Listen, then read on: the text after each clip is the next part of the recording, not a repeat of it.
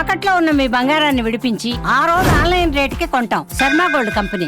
కడప వీళ్ళందరూ ఉన్నాం ఇక్కడ. నేను కూడా రాయలసీమ వాడిని. అవునా కాదా నేను అడుగుతున్నా మిమ్మల్ని. ఇప్పుడు ముఠాలు ఉన్నాయని మిమ్మల్ని అడుగుతున్నా. ఒకప్పుడు హైదరాబాద్ 6 నెలలు కర్ఫ్యూ.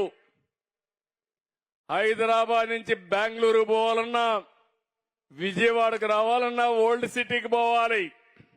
హైకోర్టు పోవాలంటే ఓల్డ్ సిటీకి పోవాలి.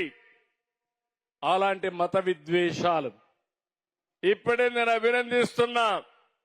నాకు గబ్బర్ సింగ్ అనే ఒక డీసీపీ ఉండేవాడు. అప్పుడు పవన్ కళ్యాణ్ గారు సినిమా కూడా తీశారు ఆ గబ్బర్ సింగ్ అని పెట్టి. అంటే ఆయన క్యారెక్టర్ ని గబ్బర్ సింగ్ గా పవన్ కళ్యాణ్ గారు యాక్ట్ చేశారు.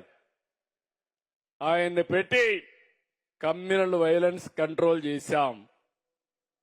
తిరిగి ఎవడైనా సరే రోడ్డు మీదకొచ్చి మత విద్వేషాలు రెచ్చగొడితే అదే చివరి రోజుని నియంత్రణ చేసిన ఘనత ఆనాటి ప్రభుత్వాన్ని చెప్పి కూడా నేను మీకు తెలియజేస్తున్నా. నేను ఎప్పుడు కూడా తీవ్రవాద సమస్య మీరందరూ చూశారు. నేను తీవ్రవాద సమస్యలో కూడా రాజీ పడలేదు.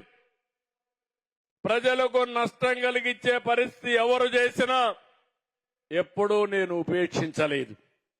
దాని పర్యవసానం తిరుపతిలో వెంకటేశ్వర స్వామికి పట్టు వస్త్రాలు సమర్పించే కార్యక్రమానికి వెళ్తా ఉంటే నా మీదనే 24 క్లెయిమోర్ మైన్స్ ని బ్లాస్ట్ చేశారు. తమ్ముళ్ళు ఇక్కడ యువ కిషోరాలున్నారు. ఆ రోజు కూడా నేను భయపడలేదు. నా జీవితంలో పిరికితనం లేనే లేదని మరొక్కసారి విజ్ఞప్తి చేస్తున్నా.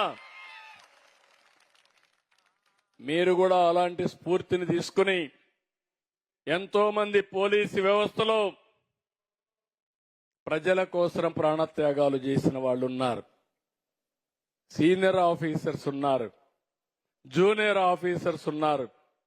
అలాంటి సందర్భాలు చూసుకున్నప్పుడు ఏదైనా త్యాగాలు చేస్తారంటే ఆ త్యాగాలకు మారుపేరు పోలీసు వ్యవస్థ. దానికి నేను గర్వపడుతున్నానని చెప్పి కూడా నేను మీకు తెలియజేస్తున్నా. ఇప్పుడే నేను మిత్రుడు పవన్ కళ్యాణ్ గారికి ఒక చిన్న మాట చెప్పాం. బాబురావు ఒక చిన్న కోరిక కోరాడు. ఆ కోరిక మా ఊరికి ఆయనకు ఉద్యోగం వచ్చిన సంతోషం ఉంది కానీ ఊరి సమస్య మిగిలిపోయిందని అవకాశం దొరకతానే నాకు ఒక మాట నా చెవులో వేశాడు. నేను పవన్ కళ్యాణ్ గారికి చెప్పాను, ఎలుగురాతి బండ వాళ్ళ ఊరి పేరు, తెమ్ముల బండ నుంచి ఎలుగురాతి బండ వరకు రోడ్డు కావాలని అడిగితే మా ఊరికి రోడ్డు కావాలని అడిగాడు. అడిగిన వెంటనే పవన్ కళ్యాణ్ గారికి చెప్పాను. ఇక్కడే ఉన్నాడు. ఎంత కమిట్మెంట్ తో పనిచేస్తున్నారో ఇది ఒక ఉదాహరణ మాత్రం. ఇమ్మీడియట్ గా 3,90,00,000 రూపాయలు అవుతుంది తెప్పించాడు. ఈ రోజే ఇంటికి పోతానే శాంక్షన్ కూడా చేసి పని కూడా ఇమ్మీడియట్ గా ప్రారంభిస్తారు. ఇది కూటమి ప్రభుత్వం యొక్క కమిట్మెంట్ అని అడుగుతున్నా. ఇలాంటి ప్రభుత్వం ఉంటే మా మీద విమర్శలు చేయడానికి కూడా చాలా మంది వస్తానే ఉంటారు. నేను ఒకటే మిమ్మల్ని అందరినీ కోరుతున్నా,